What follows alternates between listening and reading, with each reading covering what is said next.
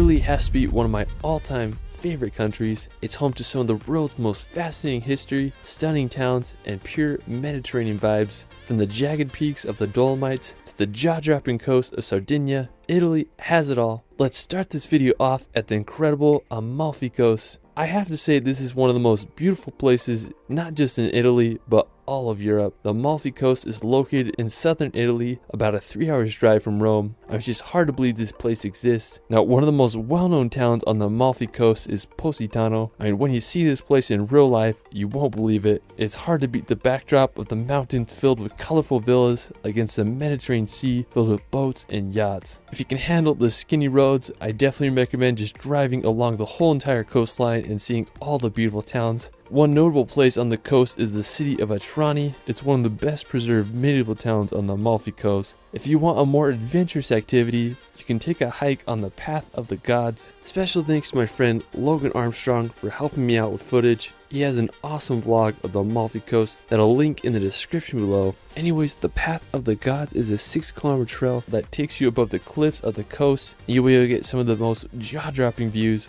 Just unreal. Now, the best time to visit the Amalfi Coast is around May or early fall. You'll be able to miss the summer crowds while still enjoying the warm Mediterranean weather. Now, just off the coast, there's an incredible island called Capri. Now, to get to Capri, you can take a 45-minute ferry from Naples for around 20 euros. Now, one of my favorite features of the island is the Faraglioni. It's an impressive sea stack that juts out of the island. There's this little archway. If you're sandy, you can drive a boat through. When you do go to Capri, I definitely recommend renting a boat. That'll be the best way you can see the entire island and find all its hidden grottos and just jaw-dropping coastline. Now, after Capri and the Amalfi Coast, we're going to head up to northern Italy to visit the Dolomites. I spent several weeks exploring the Dolomites, and I consider it to be some of the greatest days of my life. One of my favorite places in the Dolomites is Seceta. The green grass slopes contrasted with the jagged mountain ridge makes for one of the most unbelievable landscape combos in the world. Now, to get to Seceta, I took 2 gondolas up the mountain and made it to the top. When I got there, the clouds covered half the mountain, making it for one of the best views I've ever gotten.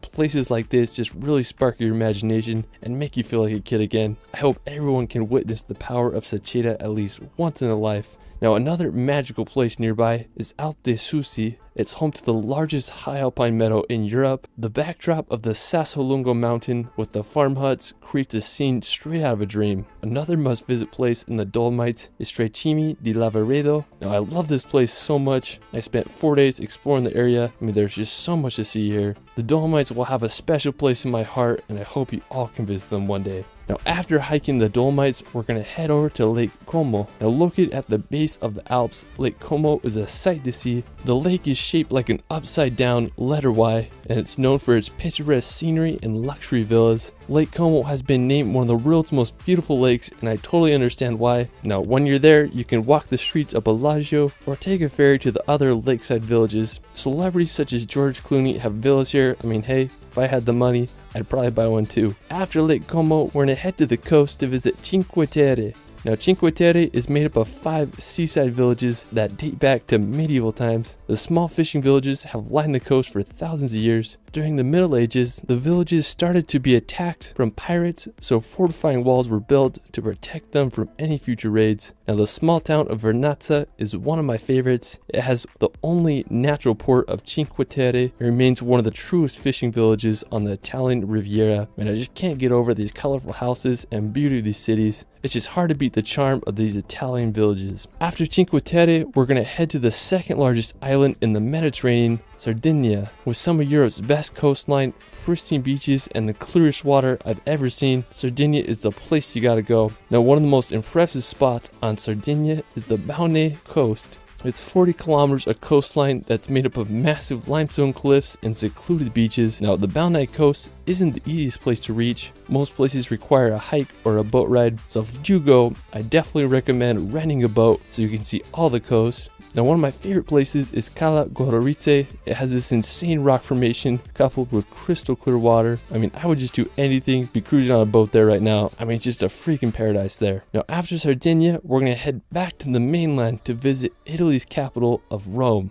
Now, Rome may be one of the most famous and iconic capitals in the world. Its history spans over 28 centuries, with its founding taking place in 753 BC. Ancient Rome's architecture stands today and draws millions of tourists each year. One of the most well-known structures of the capital is the Colosseum. It's this oval-shaped amphitheater that was completed in 80 AD. It was the largest amphitheater built and could hold anywhere from 50 to 80,000 spectators. You can just marvel its structure from the outside or take a guided tour to witness the interior. One of my favorite attractions is the Trevi Fountain. It's a Baroque-styled fountain that was built in 1762. I mean, there's just so much to see in Rome. I hope you can all visit it one day. After Rome, we're going to head south to visit the region of Puglia. Now, located on the boot hill of Italy, Puglia is a region famous for its whitewashed towns and magnificent coastline. One of my favorite places in Puglia is Pugliano a Mare. It's a stunning town right on the Adriatic coast. What I love about it is how the city is built right on the sea cliffs. I mean, they're just on there so perfectly that it looks like they're gonna fall off. There's some restaurants built into the caves on the sea cliffs. I mean, it's just such a cool spot.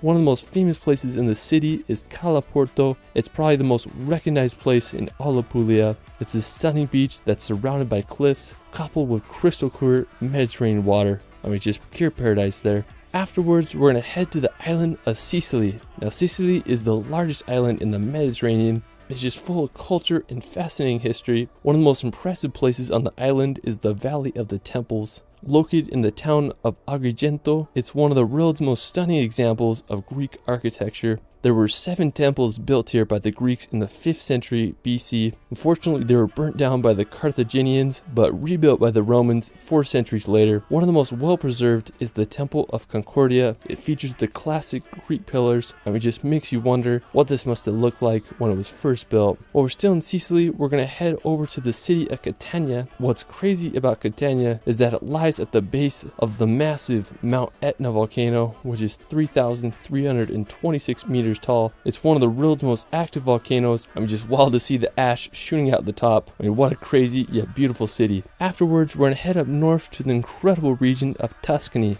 Now, located in central Italy, Tuscany is known for its landscapes, history, and artistic legacy. I mean, I've been obsessed with Tuscany ever since I've seen The Gladiator. It's a land full of rolling golden hills dotted with countless little hilltop towns. I mean, it'd just be so cool to retire here and live on a Tuscan farm. One of my favorite cities in Tuscany is San Gimignano. Now, San Gimignano is a stunning medieval city perched upon a hill. One of the most iconic features of the city is the medieval watchtowers. Currently, there are 14 watchtowers still standing, but during its prime, there were over 72 towers, with the highest being 230 feet tall. The towers were built as a result of competing families who wanted to build the tallest and most grand tower. I can't imagine how it must have looked like back then. I guess you could say it was the Manhattan of the Middle Ages. San Gimignano's medieval vibe has been untouched throughout time and has become one of the most popular medieval locations in all of Italy. After San Gimignano, we're going to head to the capital of Tuscany to visit the iconic city of Florence. I have to say that Florence is my favorite city in all Italy. It's considered to be the birthplace of the Renaissance. One of the most impressive buildings is the Florence Cathedral. When you look at it, you just can't believe how big it is. It was completed in 1436, and it just amazes me that they were able to engineer such a big dome back then. The Ponte Vecchio Bridge is another historic site as it crosses the Arno River. I mean, I just can't say enough good things about Florence. It's such an incredible city.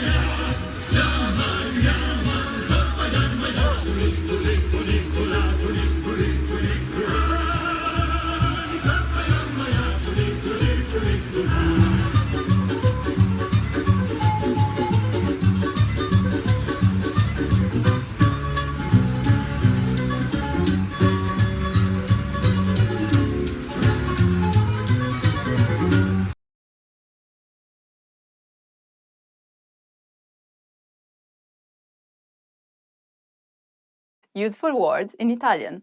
Ciao. Hello. Ciao is the first word, and it's a really useful word because you can use that to your friends to say ciao, ciao, but not to people that you don't really know. Buongiorno. Good morning. Buongiorno, that means good morning, and you can use it with friends or even with people that you don't know. So, buongiorno, buongiorno, and people can even answer to you back, ciao, that it's okay, but use buongiorno with everyone and you will be safe. Buonanotte, good night. Buonanotte, so good night. You can use it, of course, in the night, but it's a word that we don't really use to people that we don't know. So it's like ciao. If people say to you ciao to say bye, you can answer buonanotte, but just if you know that they're really going to bed. Otherwise, it's good evening. So buonasera. Sono Desiree. I'm Desiree. Sono, that means I am. You can use it with your nationality, so I am Italian, sono italiana, or with your name. I am Desiree, sono Desiree. Mi chiamo Desiree. My name is Desiree. Mi chiamo Desiree means my name is Desiree, and you can use that to introduce yourself to people that you may know, that you don't know. It's okay, because it's formal and informal at the same time. It's okay. Mi chiamo Desiree. Come ti chiami? What's your name? Come ti chiami? So, what's your name? Mi chiamo Desiree. Tu come ti chiami? Piacere di conoscerti. Nice to meet you. You will always use piacere di conoscerti. Come stai? How are you? Come stai? That means how are you? But it's something that you use with your friends, not really with people that you don't know, because in that case it would be something like come sta? Bene, grazie. E tu? I'm fine, thanks. And you? Bene, grazie. E tu? That means fine, thanks. And you? Per favore. Please.